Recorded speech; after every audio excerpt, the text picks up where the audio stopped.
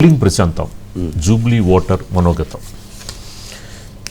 Jubilee hills ఉప ఎన్నికల్లో 50% వరకు పోలింగ్ నమోదైంది. ఇప్పటివరకు అంటే ఒక 1% అటు ఇటు ఇంకా క్లియర్గా రాలేదు, కానీ 50% అంటే లాస్ట్ టైం కంటే ఒక 1% తక్కువ లేదా ఆ రేంజ్లోనే ఉన్నట్లుగా భావిస్తున్నారు.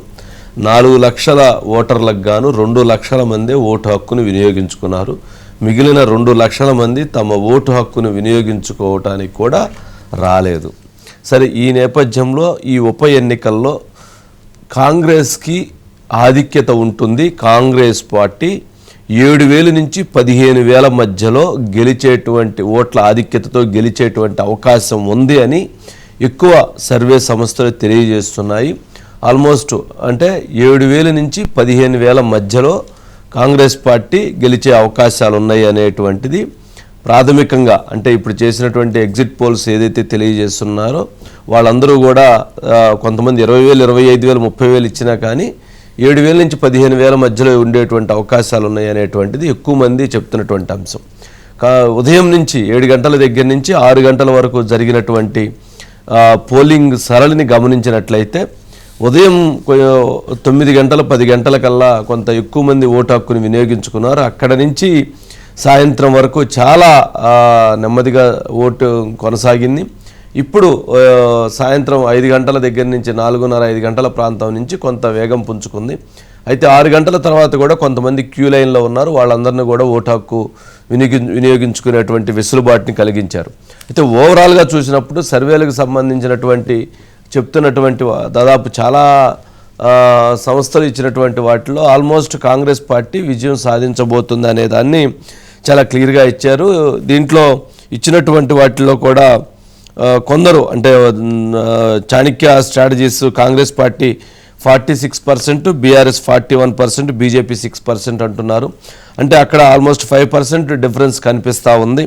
అదేవిధంగా people pulse Congress party 48%, BRS 41%. ఇక్కడ 6%, 7% వేరియేషన్ కనిపిస్తూ ఉంది. అట్లాగే smart pole Congress 48.2%, BRS 42.1%, BJP 6% కనిపిస్తుంది. అట్లాగే Naganna survey Congress party 47%, BRS 41%, BJP 8% తెలియజేస్తున్నారు. పబ్లిక్ పల్స్ కాంగ్రెస్ గెలుపు ఉంటుందని చెప్పారు. అట్లాగే జన్మైన్ కూడా కాంగ్రెస్ గెలుపు ఉంటుందని, అట్లాగే హెచ్ఎంఆర్ సర్వే కూడా కాంగ్రెస్ గెలుపు ఉంటుందనేటువంటి దాన్ని తెలియజేయటం జరిగింది. అది అంతకుముందు ఇచ్చినటువంటి ఎగ్జిట్ పోల్స్లో కేకే సర్వే అయితే ఆల్మోస్ట్ 17% బీఆర్ఎస్ ఎడ్జ్ ఉంటుందని ఇచ్చారు. కానీ ఇప్పుడు ఇచ్చినటువంటి వాటిలన్నీ ఎగ్జిట్ పోల్స్లో మాత్రం మెజారిటీ చాలా క్లియర్గా క్లారిటీగా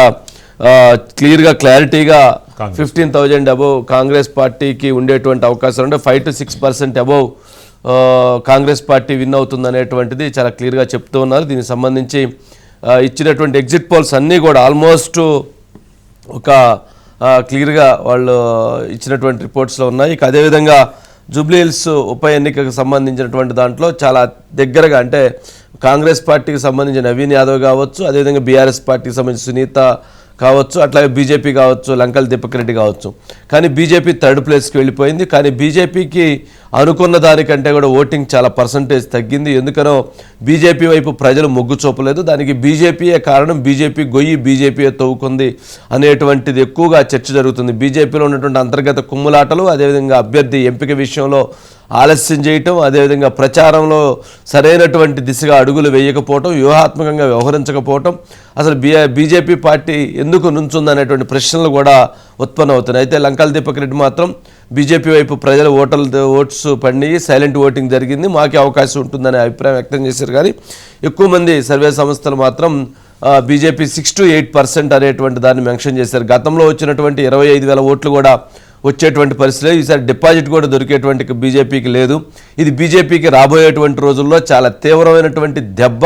బీజేపీ పార్టీ తన గొయ్యి తానే దవ్వుకుందనేటువంటి చర్చ కూడా జరుగుతూ ఉంది. బీజేపీ తనకు తానుగా సెల్ఫ్ గోల్ ఇచ్చేసుకుంది. కావాలనే అక్కడ ఉన్నటువంటి బీజేపీకి బలమైనటువంటి ఓట్ బ్యాంక్ ఉన్న టీడీపీ, జనసేన కలుపుకోలేదు, మాకు వద్దన్నారు, వాళ్లే వెళ్ళారు, వాళ్లే గొయ్యి దవ్వుకున్నారు, వాళ్లే పడ్డారు అనేటువంటిది మాత్రం ప్రజల్లో బీజేపీలో ఉన్నటువంటి నాయకత్వంలో జరుగుతున్నటువంటి చర్చే. మిగిలినటువంటి ఇప్పుడు మనం చూస్తే ఎక్కడైతే యూసుఫ్గూడలో ఇప్పుడు ఫైట్ జరుగుతోందో అక్కడ లీడర్ల మధ్య పోలింగ్ బూత్ దగ్గర కొంత ఫైట్ జరుగుతుంది, వార్ జరుగుతుంది. దొంగ ఓట్లు కాంగ్రెస్ పార్టీ వేస్తున్నారని బీఆర్ఎస్ పార్టీ వాళ్ళు అక్కడ వివాదం జరుగుతూ ఉన్నటువంటి పరిస్థితి ఉంది. ఈ ఘర్షణ యూసఫ్గూడలో జరుగుతుంది, అట్లాగే జూబ్లీ హిల్స్ ఇంకొక డివిజన్లో కూడా జరుగుతున్నటువంటి ఇది ఉంది. స్వయంగా సునీత దొంగ ఓట్లు వేస్తున్నారు కాంగ్రెస్ పార్టీ వాళ్ళని బీఆర్ఎస్ పార్టీ అభ్యర్థి తాను అక్కడ కూర్చొని తాను నిరసన తెలియజేయడం కూడా జరిగింది.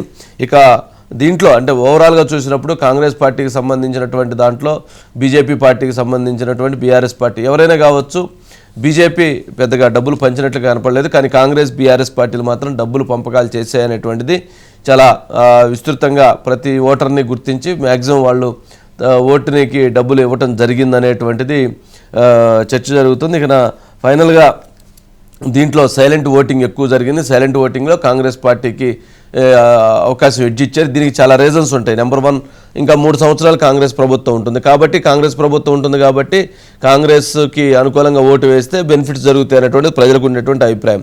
నెంబర్ 2, ఏదైతే 4,000 ఇళ్ళు కట్టిస్తా ఉన్నారో ఇళ్ళు లేనటువంటి వాళ్ళు ఎక్కువ మంది ఉన్నారు కాబట్టి ఇల్లు వచ్చేటువంటి అవకాశం ఉందనేటువంటిది నెంబర్ 2. అదేవిధంగా ఓటుకి 2,500 రూపాయలు ఇచ్చారనేటువంటి ప్రచారం జరుగుతుంది కాబట్టి బీఆర్ఎస్ కంటే కూడా కాంగ్రెస్ పార్టీ ఎక్కువ ఇచ్చింది అనేటువంటి అభిప్రాయంతో ఎక్కువ ఓటింగ్ అటువైపు టర్న్ అయి ఉండొచ్చు.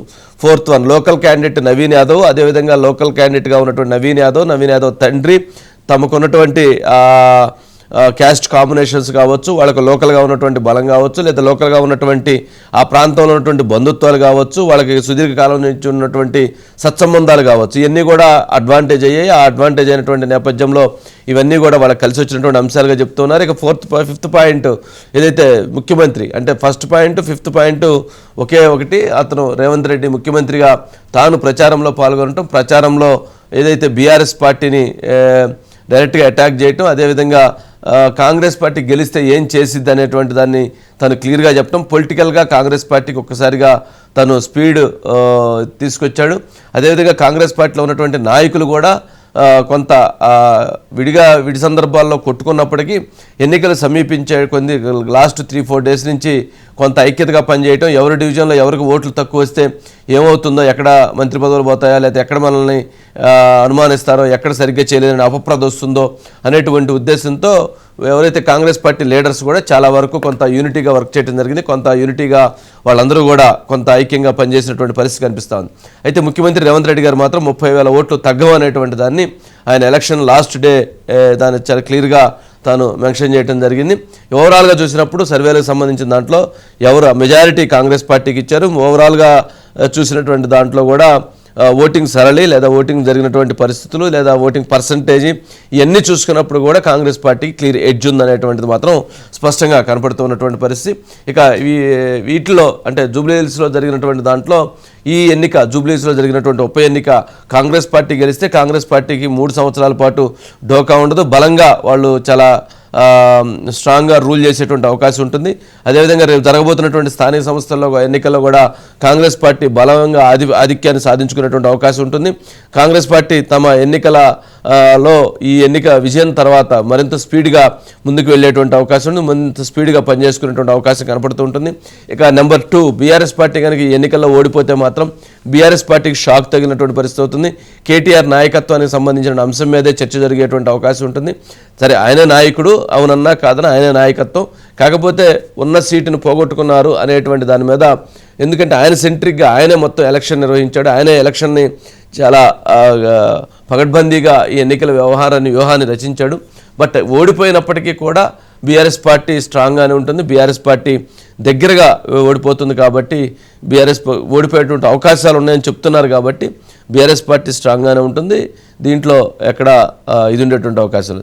కానీ బీజేపీ పార్టీ మాత్రం డిపాజిట్లు కోల్పోతే మాత్రం బీజేపీ పార్టీకి భవిష్యత్తు ప్రశ్నార్థకంగా అవుతుంది. ప్రశ్నార్థకం అంటే ఉంటుంది కానీ బట్ వాళ్ళ అంతర్గత కుమ్ములాట్లు మరింత పెరుగుతాయి. దీనికి కారణం వాళ్ళంటే వీళ్ళని, వీళ్ళంటే వాళ్ళని, ఈ రకమైనటువంటి చర్చల ద్వారా బీజేపీ పార్టీకి మరింత మింగుడు పడిన పరిస్థితి అవుతుంది. మరింత రేపు స్థానిక సంస్థల ఎన్నికల్లో కూడా నష్టపోయేటువంటి పరిస్థితి ఏర్పడుతుంది. ఇవన్నీ పొలిటికల్ ఈక్వేషన్స్ చాలా చేంజెస్ ఉంటాయి. చాలా చేంజెస్లో చాలా రకాలైనటువంటి మార్పులు జరిగే అవకాశం ఉంది.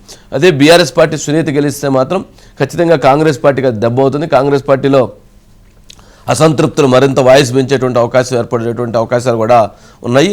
ఏదేమైనప్పటికీ ఈ ఎన్నికల మొత్తంలో, ఈ ఎన్నికల ఎంటైర్ ఎపిసోడ్లో మాత్రం కాంగ్రెస్ పార్టీ గెలుపు అనేటువంటిది గెలిస్తే ఖచ్చితంగా అది ముఖ్యమంత్రి రేవంత్ రెడ్డి గారు 6 ఫార్ములా, ఏదైతే 6 ఫార్ములా తను రచించాడో ఆ 6 ఫార్ములా వ్యూహం అనేటువంటిది పనిచేసినట్లుగా భావించాల్సిన అవసరం ఉంటుంది.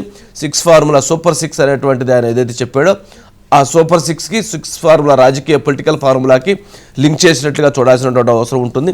ఈ 6 ఫార్ములాలో అభ్యర్థి ఎంపిక నవీన్ యాదవ్ లోకల్ క్యాండిడేట్ కావటం, అదేవిధంగా ఇక్కడ ఉన్నటువంటి డివిజన్స్ వారీగా ఒక్కొక్క డివిజన్కి ఇన్ఛార్జీలను, మంత్రులను అందరిని పెట్టడం, స్వయంగా తానే స్టార్ క్యాంపెయినర్గా రంగంలో దిగి తానే ప్రచారం నిర్వహించడం, తానే దానికి సంబంధించినటువంటి ఎన్నికల ప్రతి వ్యూహాల్లో భాగం అవటం, అదేవిధంగా క్యాండిడేట్ సంబంధించినటువంటి అభ్యర్థి విషయంలో రౌడీ షీటర్ లేదా అనేటువంటి అనేక ఆరోపణలు వచ్చినటువంటి నేపథ్యంలో నవీన్ యాదవ్ అనేటువంటి వ్యక్తిని గెలిపించుకుంటే నేనుంటాను, నేనుండి నడిపిస్తాను, నేను చేపిస్తాను, మంచి కుర్రవాడు, ఇది లోకల్గా స్థానికత తెలిసినటువంటి వ్యక్తి, స్థానిక సమస్యలు తెలిసినటువంటి వ్యక్తి అని తెలియజేస్తూ వాటికి సంబంధించినటువంటి అన్ని అంశాలను కూడా తాను ఏదైతే వాగ్దానాలు ఇవ్వటం, ఇవన్నీ కూడా కాన్సెంట్రిక్గా జరిగినటువంటి పరిస్థితి.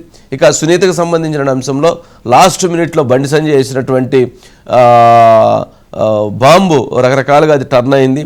ఏదైతే సునీత ఫ్యామిలీ ఇష్యూ, మాగంటి గోపీనాథ్ మృతి విషయంలో వచ్చినటువంటి అనేక అంశాల విషయంలో వచ్చినటువంటి ఇవన్నీ కూడా చాలా దెబ్బతీసాయి. చాలా రకాలుగా అవన్నీ కూడా ఒక సింపతి ఏదైతే ఉందో ఆ సింపతిని బ్రేక్ చేశాయి. అదేవిధంగా మాగంటి గోపీనాథ్ తల్లి మాట్లాడినటువంటి అంశం విషయంలో డైరెక్ట్గా కేటీఆర్ పేరును ఉదహరించడంతో మరింత కాంప్లికేటెడ్గా అది మారింది. ఏదైనా కేటీఆర్ అంశం, ఆ వివాదము, ఇవన్నీ బండి సంజయ్ గారు ఆయన స్వయంగా ఆయన ప్రచారంలో పాల్గొని చివరికి దాన్ని బీఆర్ఎస్కి ఎడ్జి ఎక్కడైతే ఉందో దాన్ని ఆయన చేసినటువంటి బ్లాస్ట్ తోటి బీజేపీకి అది ప్లస్ అయిందో లేదో తెలియదు, కానీ మొత్తానికి బీఆర్ఎస్ పార్టీ మాత్రం అది బ్లాస్ట్ అయింది. ఆ అడ్వాంటేజ్ కొంత కాంగ్రెస్కి కలిసి వచ్చినటువంటి అంశంగా మారింది. ఏదేమైనప్పటికీ కాంగ్రెస్ అదేవిధంగా బీఆర్ఎస్ బీజేపీ మధ్య జరిగినటువంటి దీంట్లో కాంగ్రెస్ పార్టీ ఎడ్జ్ తీసుకుంటుంది.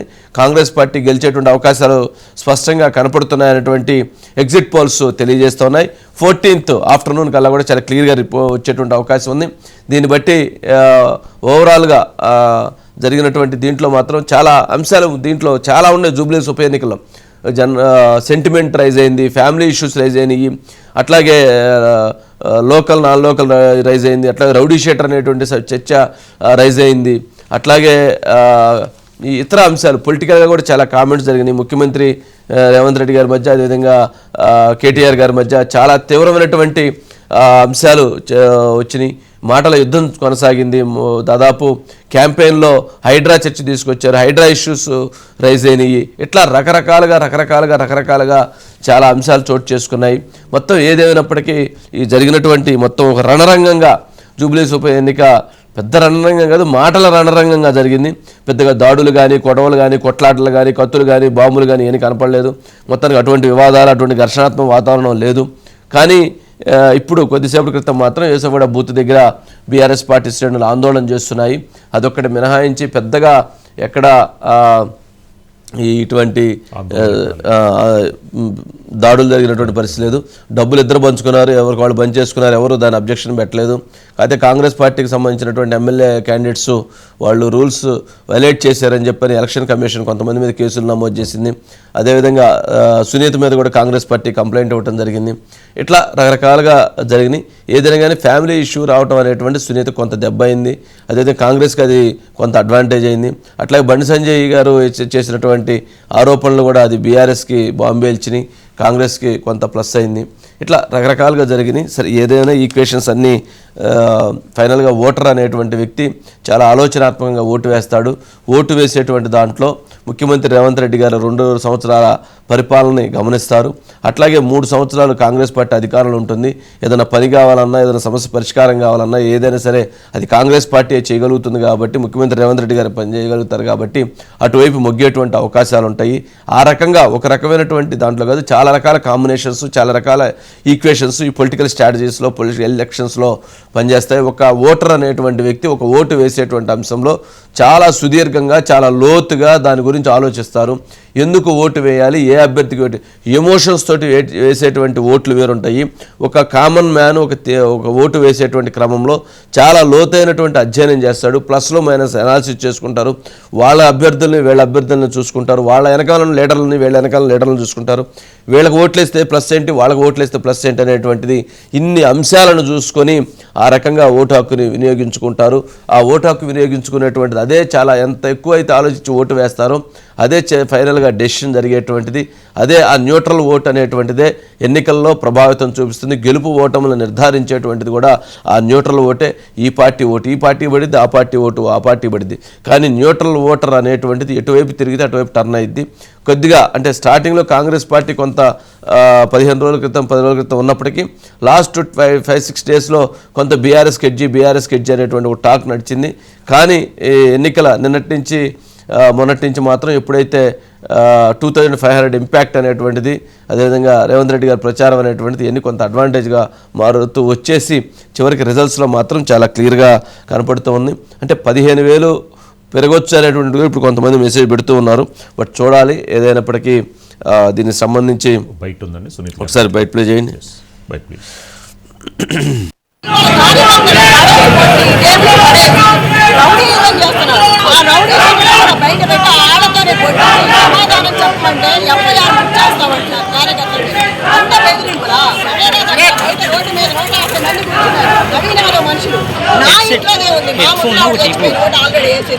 చనిపోయిన మంచి ఓటు ఎట్లా వేస్తారు? ఆ యూత్ ఫోటోలు తీసేసి వేరే అంటించి దాని మీద తీసుకొచ్చి వాళ్ళు చేయించి పంపించారు. ఒక పెద్ద ఆవిడ వచ్చి నా ఓటు వేస్తా అంటే కరెంటు బిల్లు తెస్తారా? ఓటు వేసినప్పుడు అధిష్టానం అధికారం ఉందని ఎమ్మెల్యేలు మినిస్టర్లు ఒకళ్ళు కాదు మొత్తం తిరుగుతున్నారు. అంత కసి అంటే అంత పగలేంటి అంటే ఓడిపోతారని భయంతో అది సార్. మొత్తానికి చాలా రోజుల తర్వాత సునీత్ గారు ప్రెస్టేషన్లో ఉన్నారండి. కానీ నైతికంగా మేము గెలిచామని చెప్తున్నప్పుడు అసలు గెలుపు కాంగ్రెస్. నైతికంగా గెలవటం అనేటువంటిది వాళ్ళు చేశారని చెప్పని అంటారు. బట్ చాలా వరకు కాంగ్రెస్ పార్టీ వాళ్ళు చాలా వరకు బ్యాలెన్స్గానే వెళ్ళారు. సరే ఎలక్షన్ రోజు అంటే కొంచెం వాళ్ళ దగ్గర అనుకూలంగా ఉంది వాళ్ళది, వీళ్ళ దగ్గర అనుకూలంగా ఉన్న వీళ్ళు చేసుకునే అవకాశం ఉంది. శ్రీనివాస్ గారు ఏంటి ఉదయం నుంచి జరిగినటువంటి ఓటింగ్ సరళిని గమనిస్తే ఏమనిపించింది? మీరు కూడా ఓటు హక్కు వినియోగించుకున్నట్టున్నారు జూబ్లీహిల్స్ ఓటర్ కాబట్టి. అసలు మీకేమనిపించింది జరిగినటువంటి ఓటింగ్ సరళి, ఆ విధానం చూసినప్పుడు ఎట్లా అనిపించింది? మీ అభిప్రాయాలు ఏంటి?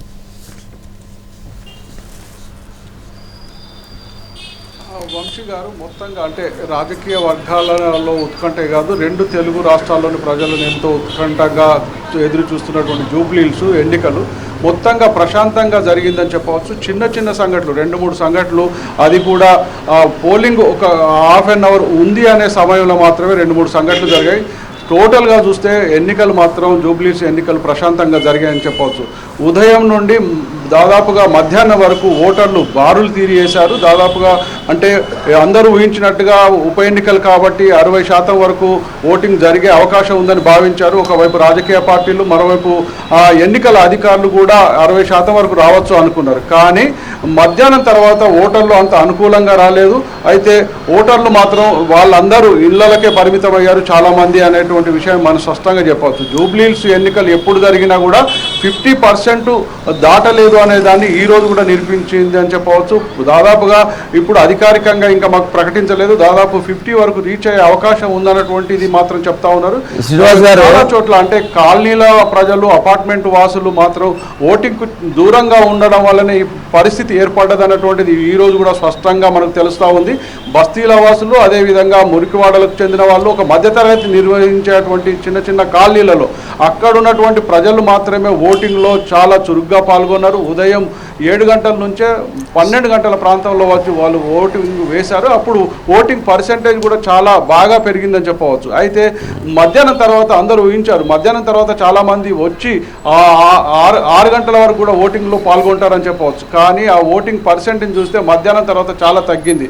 దీనికంటే ముందు రాజకీయ వర్గాల్లో మనం పరిశీలించంటే అన్ని ప్రధాన పార్టీలు, కాంగ్రెస్ కావచ్చు, బీఆర్ఎస్ కావచ్చు, ఎంతో ప్రచారం చేసినా కూడా ఓటర్లను బూతుల వరకు తరలించలేకపోయారనేది మనం స్పష్టంగా చెప్పవచ్చు. బహిరంగ సభలు, తర్వాత వాళ్ళు చేసినటువంటి స్ట్రీట్ మీటింగ్స్ కావచ్చు, ర్యాలీలు కావచ్చు, పెద్ద ఎత్తున జన సమీకరణ చేశారు. ఆ జన సమీకరణ చేస్తే నిజంగా కూడా 50% 60% పోలింగ్ జరిగే అవకాశం ఉంది. ఆ విధంగా జనాన్ని వాళ్ళు మనకు చూయించారు. అదే జనం ఓటింగ్లో పార్టిసిపేట్ చేస్తే దాదాపు 60% వరకు ఓటింగ్ జరిగే అవకాశం ఉంది. కానీ దాదాపుగా 50% వరకే చేరిందని చెప్పవచ్చు. అయితే ఈ ఎన్నికల ప్రచార ప్రభావం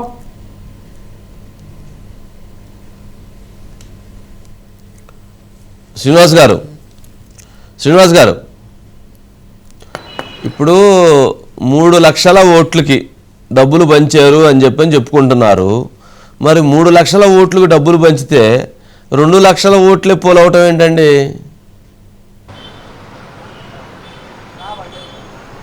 అది చాలా విచిత్రంగా మనం చెప్పుకోవచ్చు.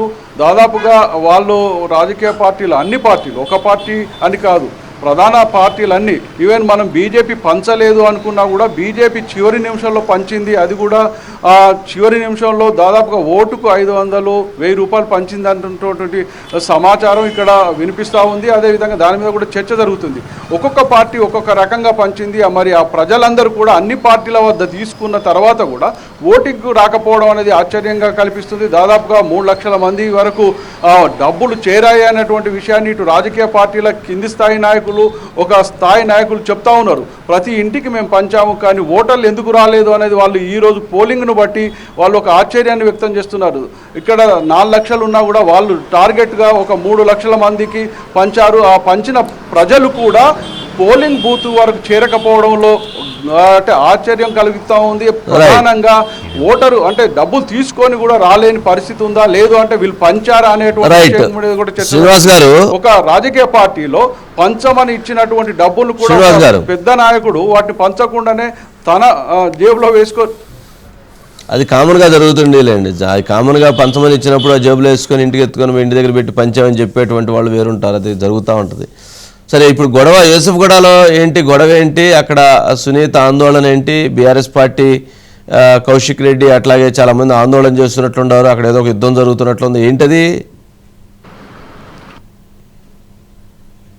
ముఖ్యంగా కాంగ్రెస్ పార్టీకి చెందినటువంటి నేతలు చాలా చోట్ల రిగ్గింగ్ పాల్పడ్డారు. అదేవిధంగా దొంగ వేట్లు వేశారు.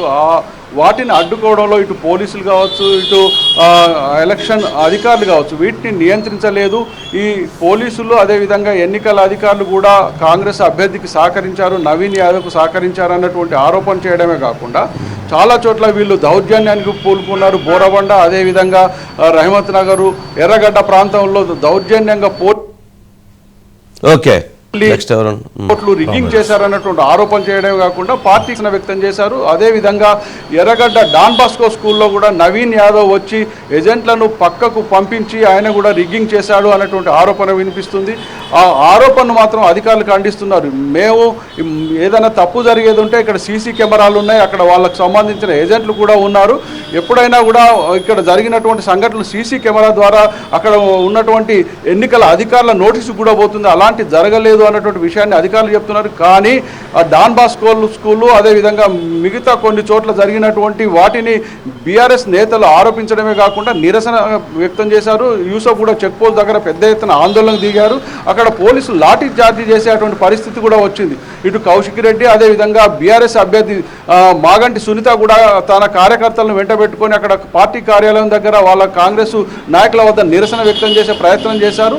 డాన్ బాస్కో స్కూల్లో కూడా ఆ స్కూలు పోలింగ్ బూతుల్నే ప్రవేశించి వాటిని అడ్డుకోవడానికి కూడా బీఆర్ఎస్ నేతలు ప్రయత్నం చేశారు. అయితే పోలీసులు వాళ్ళని అక్కడి నుండి పంపించి ఒకవేళ మీరు ఏదైనా ఉంటే రాతపూర్వకంగా ఫిర్యాదు చేయండి, తర్వాత రికౌంటింగ్ చేసే అవకాశం కూడా ఉంటుంది అన్నటువంటి విషయాన్ని పోలీసులు నచ్చజెప్పి పంపించారు. అయితే నేతలు ఏంటంటే కొన్ని ఇప్పుడు డాన్ బాస్కో స్కూల్లో దొంగ ఓట్లు చేశారు, రిగ్గింగ్ చేశారు, దాన్ని రీపోలింగ్ చేయించాలి అనేటువంటి డిమాండ్, అదేవిధంగా అక్కడ ఉన్నటువంటి ఎన్నికల అధికారులను కూడా ఇటు పోలీసు అధికారులను కూడా సస్పెండ్ చేయాలి, వాళ్ళ మీద చర్యలు తీసుకోవాలంటే డిమాండ్తో ఇటు డాన్ బాస్కో స్కూల్ దగ్గర కూడా పెద్ద ఎత్తున నిరసన చేశారు. అక్కడ టెన్షన్ ఉంది. దాదాపుగా ఎన్నికల సమయం అంటే ఓటింగ్ సమయం ముగిసే సమయంలో దాదాపు 5:30 ప్రాంతంలోనే ఈ 2 సంఘటనలు జరిగాయి. ఇటు యూసఫ్ కూడా చెక్ పోస్ట్. శ్రీనివాస్ గారు, జనరల్గా ఈ జూబ్లీ హిల్స్ నియోజకవర్గము లేదా దీనికి సంబంధించి మీకు 25 సంవత్సరాలుగా మీరు రిపోర్టింగ్ చేస్తూ ఉన్నారు. 25 years 30 yearsగా మీకు ఇక్కడ అనుభవం ఉంది. ఓటర్ నాడేంటి, పల్స్ ఏంటి, ఎట్లా ఉంది, ఎట్లా జరుగుతుంది ఏంటని. బట్ మీ ఎక్స్పీరియన్స్లో ఈరోజు జరిగినటువంటి ఈ ఉప ఎన్నికలో ఎవరికి ఎడ్జ్ ఉండేటువంటి అవకాశం ఉంది, ఎవరికి ప్రజలు ఎవరికి పట్టం కట్టేటువంటి అవకాశం ఉంది?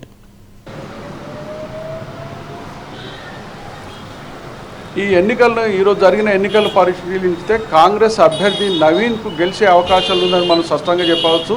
ప్రధానంగా సీఎం రేవంత్ రెడ్డి చేసినటువంటి 6 ఫార్ములా దాదాపుగా బాగా పనిచేసిందని చెప్పవచ్చు. నవీన్ యాదవ్ స్థానికుడు కావడం, అదేవిధంగా సీఎం రేవంత్ రెడ్డి ప్రతి డివిజన్కు ఒక మంత్రిని ఇన్ఛార్జిగా పెట్టడం, అదేవిధంగా ఎమ్మెల్యేలను, కార్పొరేషన్ చైర్మన్లను ఇన్ఛార్జీలుగా పెట్టి మొదటి నుండి ఒక పోల్ మేనేజ్మెంట్ను పగడ్బందీగా చేయడం. ముఖ్యమంత్రి రేవంత్ రెడ్డి స్వయంగా ఎన్నికల ప్రచారంలో 4 రోజులు పర్యటించడం, అదేవిధంగా సినిమా కార్మికులకు హామీలు ఇవ్వడం, ఇలాంటి అంశాల్లో ముఖ్యమంత్రి ప్రత్యేకమైన చొరవ తీసుకోవడం వల్ల కాంగ్రెస్కు చాలా అనుకూలమైనటువంటి వాతావరణం కనిపింది. ఒక సందర్భంలో కాంగ్రెస్ అభ్యర్థి ప్రచారంలో కావచ్చు, మిగతా విషయంలో కావచ్చు, వెనకబడ్డాడు అనేటువంటిది సర్వేలు చెప్పడం, ఆ సర్వే రిపోర్ట్లు కూడా కొన్ని బీఆర్ఎస్కి అనుకూలంగా ఉన్న తర్వాతనే సీఎం రేవంత్ రెడ్డి ప్రత్యేకంగా ఇక్కడ ఉన్నటువంటి పరిస్థితిని పరిశీలించి, అదేవిధంగా ఇంటెలిజెన్స్ రిపోర్ట్స్ తెప్పించుకొని స్వయంగా ఆయననే ఇక్కడ పర్యటించడం, ఇక్కడ ఉన్నటువంటి వాళ్ళతో ప్రత్యక్షంగా మాట్లాడడం, స్వయంగా ఆయన పర్యటించడంతో పాటు ఇక్కడ ఉన్నటువంటి మంత్రులను కూడా వాళ్ళతో కూడా సమీక్ష నిర్వహించడం, వాళ్ళు చేసేటువంటి వాటిని కూడా పరిశీలించడం వల్లనే కాంగ్రెస్ మెరుగైనటువంటి ఫలితాన్ని పొందే అవకాశం ఈరోజు కనిపిస్తూ ఉంది. అదేవిధంగా ప్రజలు కూడా మీరు అన్నట్టు 3 సంవత్సరాలు కాంగ్రెస్ అధికారంలో ఉంటుంది, ఇక్కడ డెవలప్మెంట్ కావాలంటే తిరిగి ఇక్కడ కాంగ్రెస్ అభ్యర్థి గెలిస్తేనే జూబ్లీహిల్స్ అభివృద్ధి జరుగుతుంది. అదేవిధంగా మామూలుగా వ్యక్తిగతమైనటువంటి ప్రజా సమస్యలే కావచ్చు, మిగతా సమస్యలు కావచ్చు పరిష్కరించే అవకాశం ఉంటుంది. కాబట్టి ఇక్కడ కాంగ్రెస్ గెలవడం వల్లనే జూబ్లీహిల్స్ అభివృద్ధి, అదేవిధంగా మిగతా సంక్షేమ పథకాలు కూడా నేరుగా చేరే అవకాశం ఉంది అనేటువంటిది కూడా ఇక్కడ ప్రజలు ఆలోచించి ఓటును వేశారని చెప్పవచ్చు.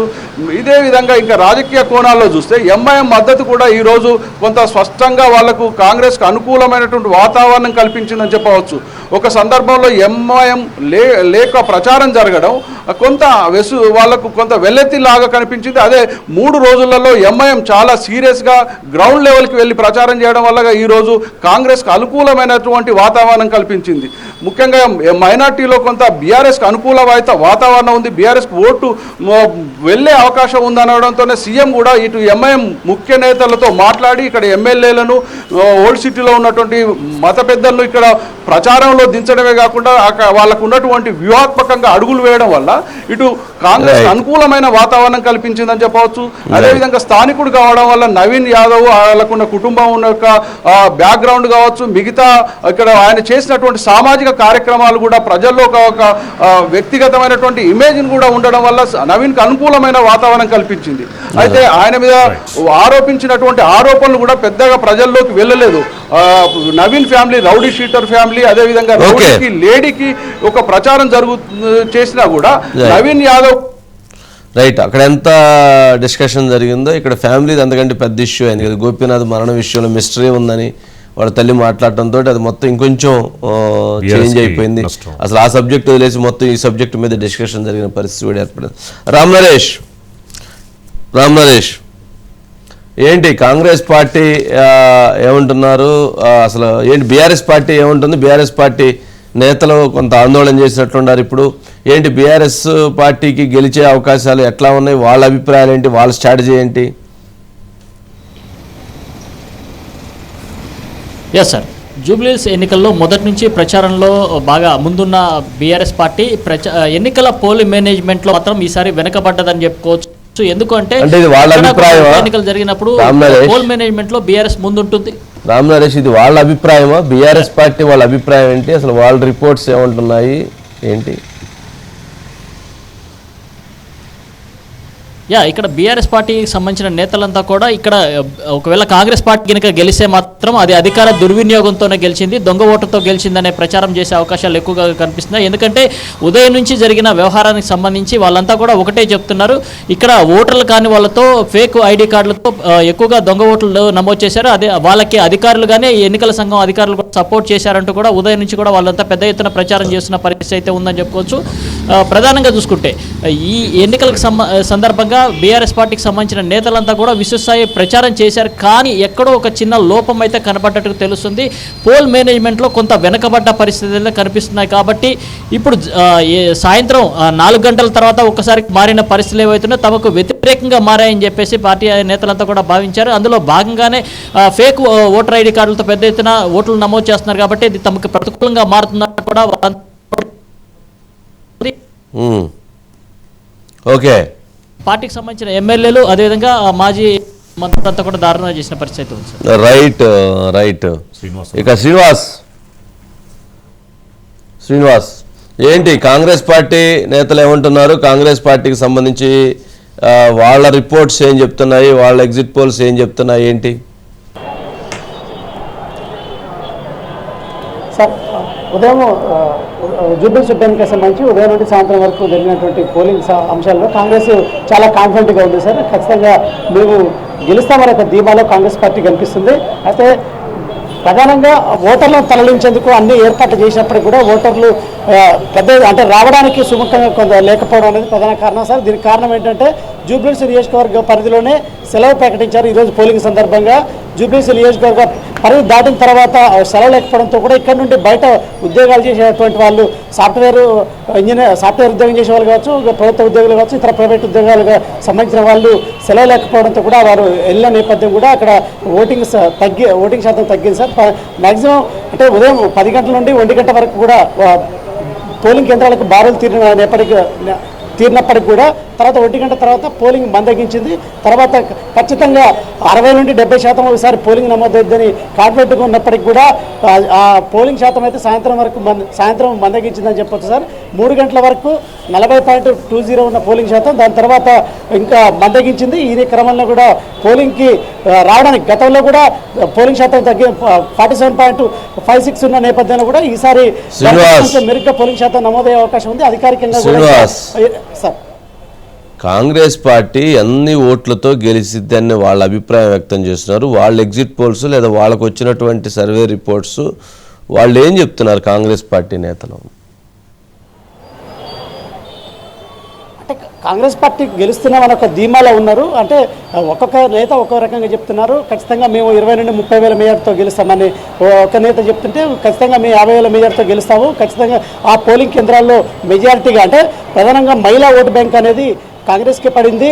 ఎందుకంటే ఇక్కడ జూబ్లీహిల్స్ నియోజకవర్గంలో పీజీఆర్కి సంబంధించిన చేసినటువంటి సేవలు ఆయన గుర్తింపుగా కూడా ఆయనకు ఓట్ బ్యాంకు ఉన్నది, ఫిక్స్డ్గా ఓట్ బ్యాంక్ ఉంది. ఆ ఓట్ బ్యాంక్ కూడా కాంగ్రెస్కి పడింది. దీంతో పాటు నవీన్ యాదవ్, కాంగ్రెస్ అభ్యర్థి నవీన్ యాదవ్కు ఉన్న పరిచయాలు, అదేవిధంగా ఆయన గతంలో 2 సార్లు పోటీ చేసి ఓడిపోయిన నేపథ్యంలో కూడా ఖచ్చితంగా ఒకసారి అవకాశం ఇవ్వాలనే ఒక ఉద్దేశంతో కూడా మెజార్టీగా కాంగ్రెస్ అభ్యర్థి నవీన్ యాదవ్కి ఓట్లు పడినట్టు కూడా మనకు తెలుస్తుంది ప్రాథమికంగా ఈ నేపథ్యంలో. దీంతో పాటు సిరీ కార్మికులకు సంబంధించి కూడా ఇటు కాంగ్రెస్ అభ్యర్థి నవీన్ యాదవ్కు అంటే ఓటింగ్ శాతం పడినట్టు కూడా తెలుస్తుంది. ఆ విధంగా కాంగ్రెస్ అయితే వాళ్ళ వ్యూహాలు అంచనాలు ఆ విధంగా ఉన్నాయి. ఖచ్చితంగా మేము గెలిచి తీరుతాం, మెజార్టీ ఓట్లతో కూడా గెలుస్తాము.